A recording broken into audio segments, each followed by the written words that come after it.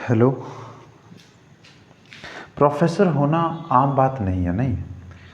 Professor होना या फिर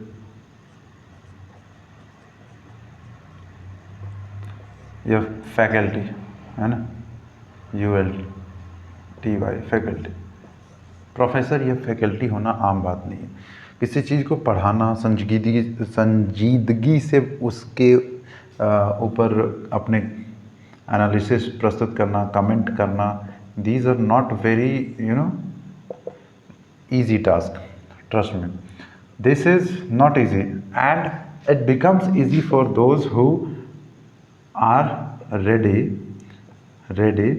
for mental exercise. ये बहुत ही मानसिक श्रम का काम है। ये सब जो काम है वो बहुत ही मानसिक श्रम का काम और बहुत ही मूल्यवान है। ये मूल्यवान बनता जाता है जब आप इस प्रोफेसर या फिर फैकल्टी के पोस्ट से बाहर हो, तो आपको लग सकता है कि ये क्या ही है, बहुत बड़ी चीज़ नहीं। लेकिन सच में आप संजीदगी से और सीरियसनेस के साथ अगर इस प्रोफेशन को फॉलो कर रहे हो, प्रोफेसर के, है ना, कि आप अच्छे अच्छे लेक्चर्स देने के काबिल हो, तो आपको समझ में आएगा कि आप कितने वर्थफुल हो। आपका जो वैल्यू है वो कितना ज़्यादा है। आप क्यों अपने आप को जीवंत महसूस करेंगे, फिर समझ में आएगा। ये सब चीज़ें जो एसोसिएट हो रही है इस प्रोफेशन से ही है। और कोई भी प्रोफेशन जब आप संजीदगी से करते हैं तो उसकी अहमियत हम अक्सर क्या करते हैं, पैसे से तोलते हैं ना। और अभी महसूस इसलिए नहीं हो पाता क्योंकि हम जो काम कर रहे हैं प्रोफेसर बनने का या प्रोफेसर होने का, उसमें हमारे काउंटर पार्ट में पैसा नहीं मिल रहा है ना, पैसा नहीं मिल रहा है, बदले में हमें पैसा नहीं मिल रहा है, क्योंकि कोई भी कंपनी, ऑर्गेनाइजेशन हमें पे करने को तैयार नहीं है राइट नाउ। बट यही after few months, few years, जितनी संजीदगी से काम करोगे, जितने रच बस के काम करोगे, उतना जल्दी काम समाप्त हो सकता है। लेकिन फिर भी मान लो कि कुछ सालों बाद अच्छी अच्छी कंपनियां या फिर अच्छे अच्छे एस्टेब्लिश्ड इंस्टीट्यूशंस जो ऐसे हज़ारों बच्चों के एस्पिरेशन को फुलफ़िल करते हैं, वो तुम्हें हाई पेमेंट देने को तैयार हो जाते हैं, है ना। और तब तुम्हारा भाव बढ़ जाता है। क्या होता है, तुम बोलते हो यार हम तो नहीं आ सकते, मेरा शेड्यूल बिजी चल रहा है ना। आज तुम नहीं बोल सकते हो, आज तुम्हें अपने आप पे विश्वास नहीं होता, आज तुम्हारी स्थिति खस्ता हालत में, तो सब कुछ विश्वास सब डगमगा जाता है। लेकिन अगर न्यूट्रलिटी से कुछ देखने की कोशिश करो और समझो कि ये प्रोफेशन क्यों वैल्यूबल हो जाता है इकोनॉमिक टर्म में या फिर ऐसे ही सोशल टर्म में, कि कोई भी व्यक्ति अगर कुछ बताता है, कुछ समझाता है, बेहतरीन ढंग से लोगों तक अपनी बात पहुंचाता है, तो उसकी बात की वैल्यू बहुत ज़्यादा बढ़ जाती है। ऐसा व्यक्ति हर एक आम नागरिक भी चाहता है। उसके अलावा आप तुम फर्ज करो कि देश के जितने भी संस्थान हैं, है ना, कोचिंग सेंटर्स हैं, जो देश के युवाओं को तैयार करने का काम करते हैं, चाहे फिर वो कुछ भी टीचिंग हो, पढ़ाने का बात हो, AI हो, पॉलिटी हो, देश की शासन व्यवस्था हो, ट्रेडिशनल सब्जेक्ट्स पढ़ाने हो, जिस भी चीज़ की उपयोगिता है हमारे देश में और हमारे आने वाले तकनीक और सब चीज़ों में, तो वहाँ पे हमें एक ऐसे फैकल्टी, टीचर या प्रोफेसर की ज़रूरत होती है, जो या फिर ट्रेनर कह सकते हैं, जो भी कहना हो, इट इज़ बेस्ड ऑन कि कुछ बारीकियाँ होती है जिसके आधार पर ये सब कहा जाता है। तो आपकी वैल्यू एकदम ऐसे आसमान की तरफ भागती है। और सच पूछो तो मुझे 2 लाख करोड़ या 4 लाख करोड़ कमाने की बात नहीं करनी अभी सिर्फ इतना करना है कि जहाँ मैं हूँ, मुझे रोटी, कपड़ा, मकान के लिए जब तरसना पड़ रहा है, तो मुझे सिर्फ अभी पेमेंट, अपना जो सैलरी है, अपनी जो सस्टेनेबिलिटी है, थोड़ी बहुत कपड़े, रोटी, मकान, ये सब जो प्राइमरी नेसेसिटी या फिर कहो कि भूख है, उसे मिटाना ज़रूरी है। तो उसके लिए मुझे मेन जो नेसेसिटी उस पर ध्यान देना है।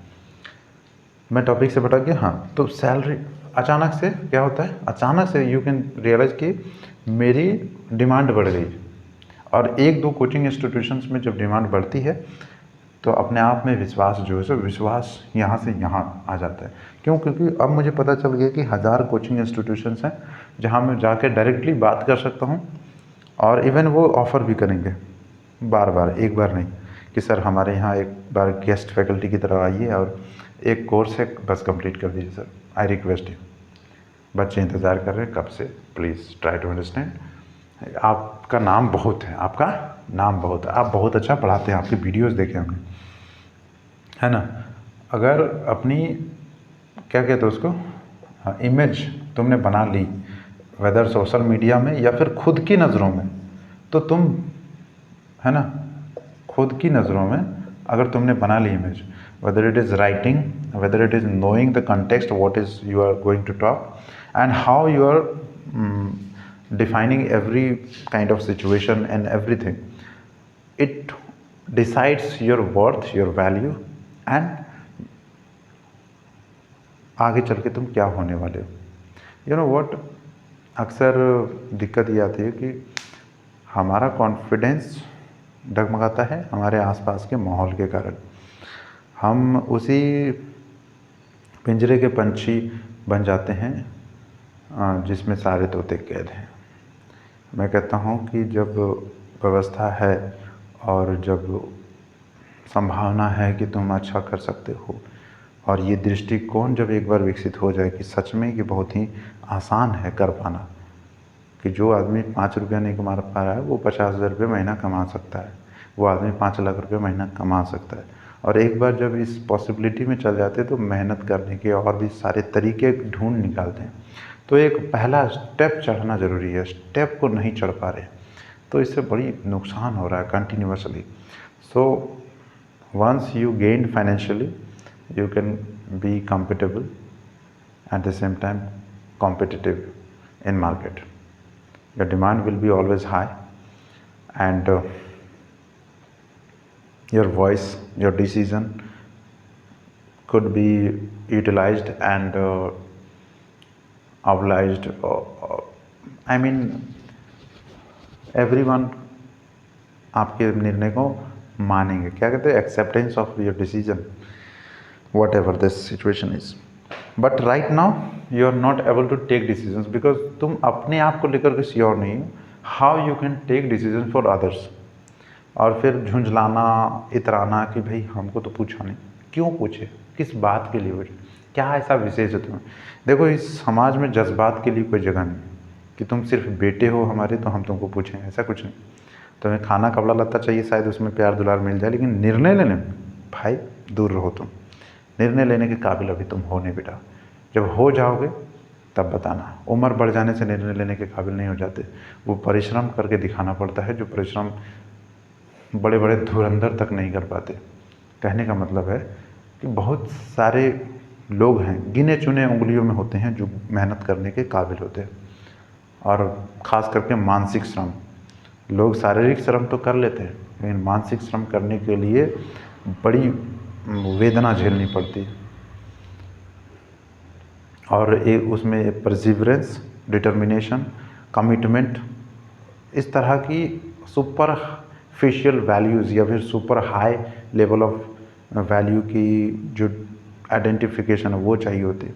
अगर आदमी नहीं समझे कि अपनी आवश्यकता क्या है और उसकी सोसाइटी में रिक्वायरमेंट क्या है, उसकी जगह कहाँ है, तब तक वो इस तरह की चीज़ों से जुड़ नहीं सकता, तब तक वो बेहोशी की हालत में रहेगा। बहुत सारा बोलने का मन कर रहा है लेकिन मैं फ़िलहाल अभी इतना ही बोलूँगा। Keep lecture continue. मैं नहीं जानता हूँ कि कितनी इनएफिशिएंसी होगी उसमें, कितना ज़्यादा ब्लंडर हो सकता है मेरे लेक्चर्स में, but this is very important that you must take all lectures with whatever you can take lectures.